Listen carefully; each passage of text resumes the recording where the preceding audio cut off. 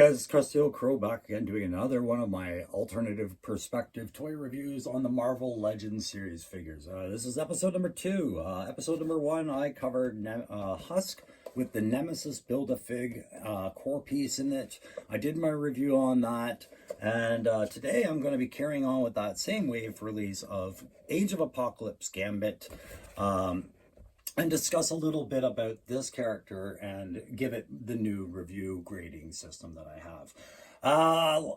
Just to explain why I'm doing this right now, you know, I've gotten through my G.I. Joe Classified collection, and that has brought me over to look at other lines. And I have explored Monster Force and Delta 17 on a different scale, Valverse, and I keep coming back to Marvel Legends, having done conversions and things like that.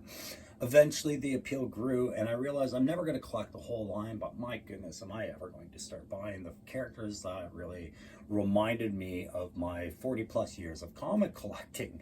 I was a huge X-Men fan, and I remember the Age of Apocalypse in the 90s when that came out. I remember Gambit being revealed before that, and you know, Husk and Generation X also in that timeline.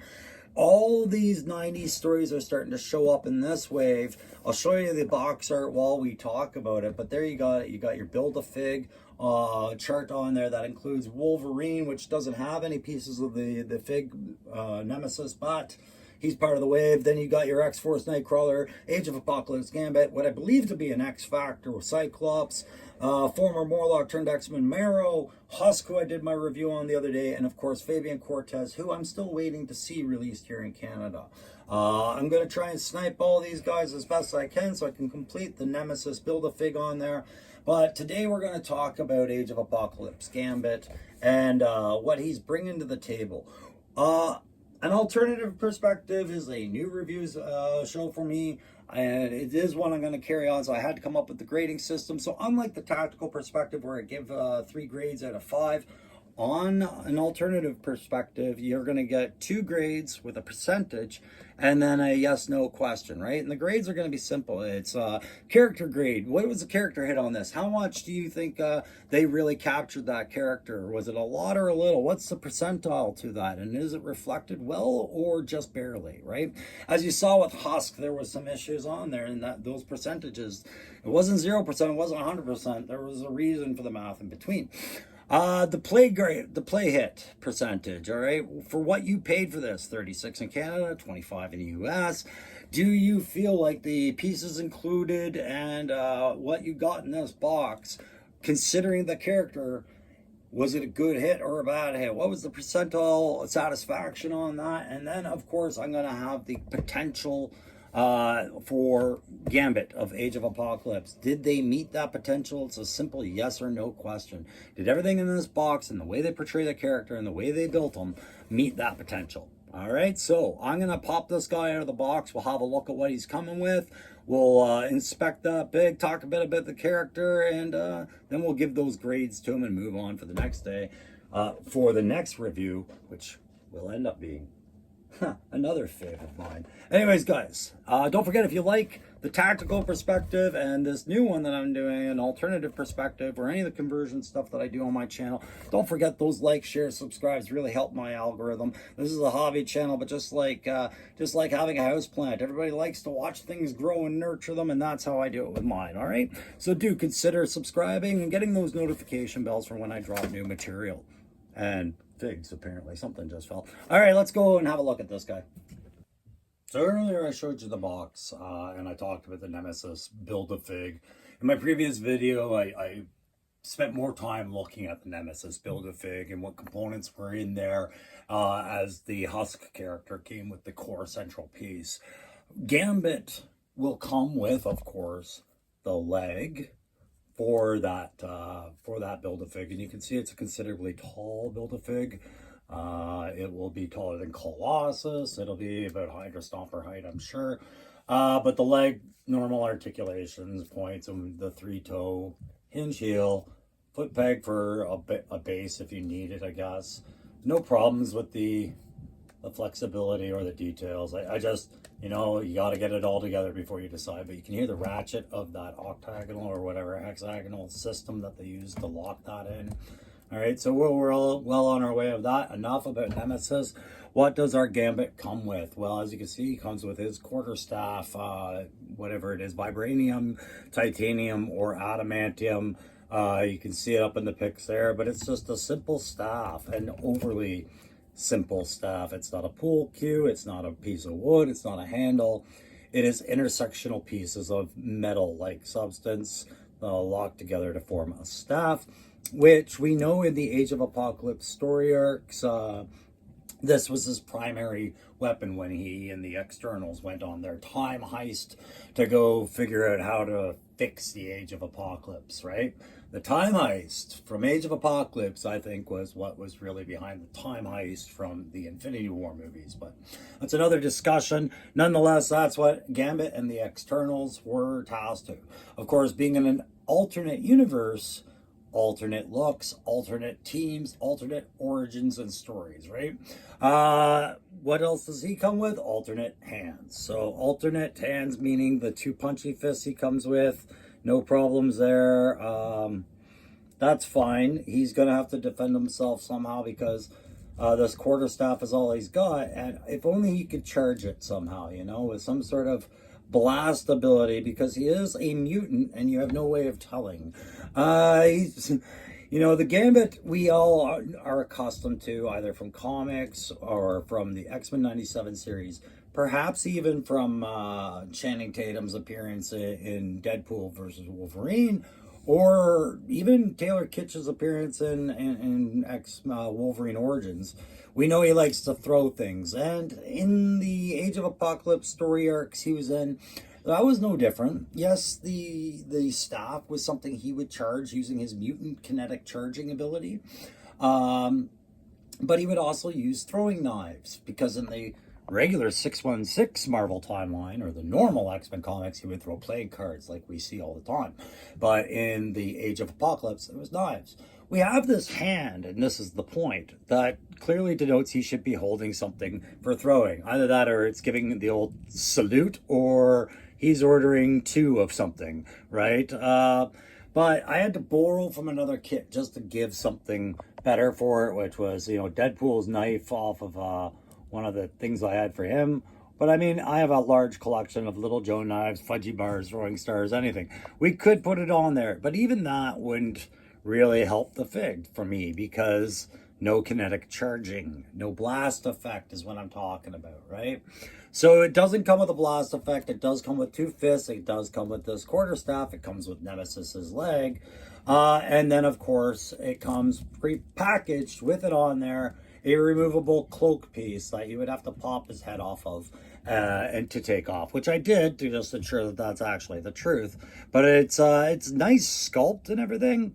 But I'll talk later when I get into more of the pictures and everything about why I'm not a big fan of it. Okay, so actually, no, I'll get that out of my way now. I'm not a big fan of it because it's got no flexibility, but they've made a very flexible, posable buck for this very agile Cajun named Gambit, Remy LeBeau, right? He's known for flipping around and getting low, getting high, bouncing off walls, doing kicks, somersaults, and all sorts of tricks to take out a sentinel or two. And yet this cloak is as rigid as they come. So he could bend his knees and bend his torso all he wants in the pictures. If that cloak isn't lined up to the ground, it's just going to look weird.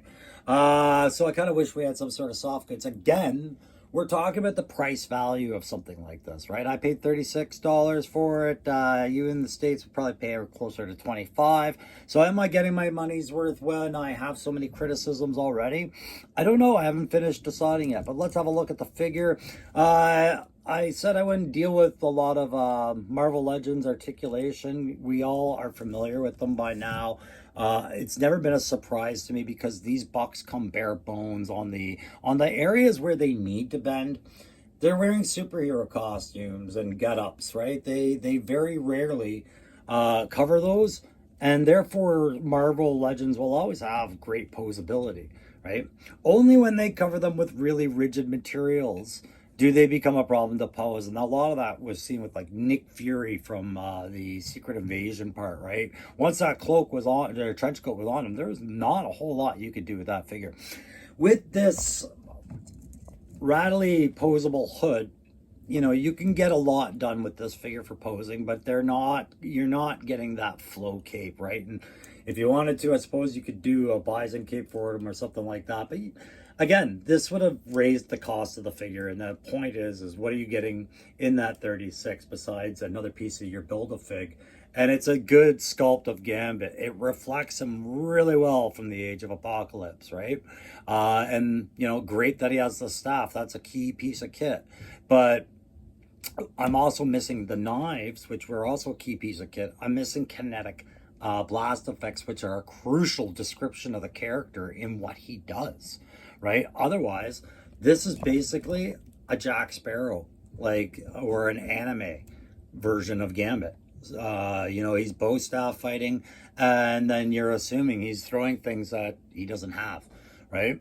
So I feel like they kind of fell back on that. So the figure looks great as Gambit, right? But the play factor is going to suffer on this, right? So is that all you're getting with this? Yeah, basically it's all you're getting. It's all you really needed. Gambit was simple when he was with the externals. He was their leader in that time heist. He would bounce around with Jubilee and Lila Cheney and Guido Carosella, a strong guy there. And I can't remember who else was on that team at that time, right? These were all different teams just for the short stint of the Age of the Apocalypse, right? I like this character for the buck. I do find mine's a bit loose, but I had no defects like I had with Huskin or Gauntlet on this one. And I do like Gambit in all phases of form. He's one of two cool guys I picked up today when I went out trying to pick up some more for review. I picked up because of the Build-A-Figure aspect, and it's still Gambit, man. He's awesome. The other one that I will be following this video up, I picked up because he's another cool dude that precedes our days of Gambit when he showed up in X-Men 266 to help out a young Storm. And then he became the biggest thing to hit the X-Men. And then you found out that he's the one that led the Morlocks, or the Marauders, into the sewers to kill the Morlocks and hurt the X-Men way back then. He's been a pawn of Sinister the whole time. And we know about his relationships with Rogue in the regular thing because we see it all the time in X-Men 97. It's a very big focal point, right? We don't always get to see Gambit in other iterations, right? His mini-series, I don't find often do that great. And then Age of Apocalypse again reappeared after Doom and the Secret Wars. He did Battle World, and there was, these characters came back and they got it. Everybody saw them again. So, would I recommend this Gambit? No. If you love Gambit, I wouldn't recommend this Gambit unless you are a big fan of the Age of Apocalypse story arcs. It doesn't come with what you want your Gambit to come with regards to the playing cards or just showing that he is a mutant. It shows him as a bow staff fighter and nothing more, which, if you don't care about blast effects, perhaps you're okay with that. But, in the end, we're talking about Marvel comic characters being translated into a 6-inch form to reflect themselves, right? So, being as this is an alternative perspective, and I've finished looking at this figure enough, I think it's time to give this thing its grades, guys. And on this one, I am going to go for the character hit on this one. How much of a percentage did they hit on this character? I had that worked out. And I came up with it's still 75 by really capturing a really good face sculpt with him. And it is a good face sculpt, by the way. You saw it in the pictures and the zoom ins there. His face sculpt is exceptional. And the buck looks exactly what you would want it to look like for that particular character from Gambit and the Externals in the 90s. Yeah. Fine, 75%. Where did that 25% get lost? I can't tell he's a mutant. I can't tell what he is intending to use this particular pose for. And I know damn well what should have been there, right? So that's going to cost it because, yes, when you're talking about mutants and superheroes, a reflection of their power is a part of the character. And if you can't reflect that, then you're not doing it justice, and I have to ding that at least 25%. I felt like dinging it a lot more, but again, they did a really good job with a cool looking buck. And if you are not picky about the types of gambits, you like all sorts of gambit looks, this one's as good as anything from Age of Apocalypse, right? So 75% on that character hit. On the play hit, I gotta hit it a lot lower. I am going with about a 60. Yeah, 60%. I feel this cape costs him for posability for the type of character he is. Can you imagine Spider-Man with a cape and you couldn't get it to flow? And therefore, you really couldn't pose Spider-Man in a lot of his traditional poses. Gambit leaping through the air is some of his traditional poses. Gambit is, like I said, he's super agile fighter. So having this big stiff cape, look cool factor, sure. Play factor 0. It's posing and it's all upright. I also dinged it there, like I said, I took 40% off because here we go again with those blast effects. Look, I've shown you using the Jada blast effects.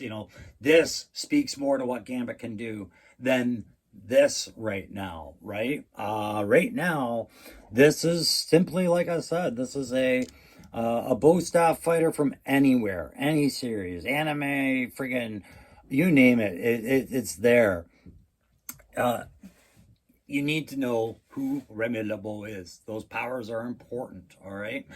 So yeah, that's, like I said, 60% on the play.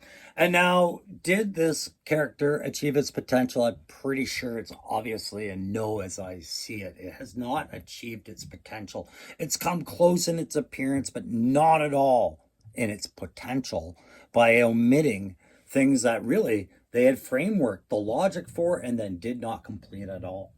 I do like this figure, but I only like it so much. I don't feel I wasted my money on it. I am happy to keep building this little puzzle piece that was once Holocaust, now Nemesis Enforcer. I enjoyed the Age of Apocalypse when I was the kid collecting these things, right? As comics. So, not at all dissatisfied, but overall, for all the hype about Marvel Legends, yes, they make some really cool looking figures. They have a large resource library to do it, but man, do they ever waste a lot of potential, just by not putting those extra little pieces in because they think they're capturing their market well enough doing these Build-A-Figs, right? I think about what I would have gotten from a G.I. Joe Classified for $36.99 Canadian, 25 US, and this would not have been it. This would not have been it for that price, right? Even including this leg would make up the plastic of a backpack and a rifle, sure. But we would still be talking about, did it capture the core of the character in some way? This should have been a blast effect anywhere else that would have made Gambit amazing. The same way a Flaming Phoenix makes Jean Grey look really cool. All right, so guys, that's going to sum it up today. Thank you very much for watching this review on the new series that I'm doing on an alternate perspective. An alternative perspective for Marvel Legends. Okay, I hope you guys enjoyed it. Hit me up on the comments. Tell me what you think. Do you plan on buying this Gambit? Did you like Age of Apocalypse? Do you prefer the other Gambit, or do you hate that fanboy? The instant sex appeal character that they tried to make him out to be throughout the 90s. Were you against Gambit like so many others were? And if not, you could just say, hey, I hate Channing Tatum, or I like him. Okay, guys, we'll see you next time, okay? Take care.